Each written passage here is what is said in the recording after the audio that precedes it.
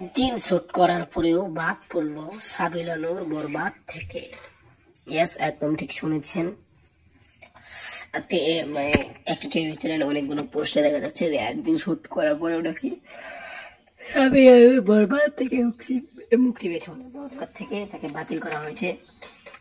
এখন জানি না, আবার নিদ্রা দিনে যে অ্যাকশন সেও আবার দেখলাম করলো।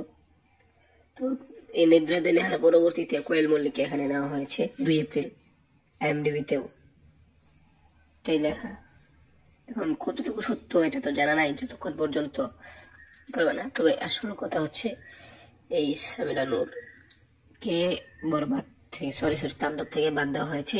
সে একদম শুট করেছে। আর নিদ্রা দে লেহার পোস্টার থেকে তাকেও মনে হয় বাদ দেওয়া হয়েছে, আমার মনে হয়। তো দেখা যাক কি হয়। পুরো ভিডিওটি দেখার জন্য তো আজকের ভিডিওটি এ পর্যন্তই। ধন্যবাদ।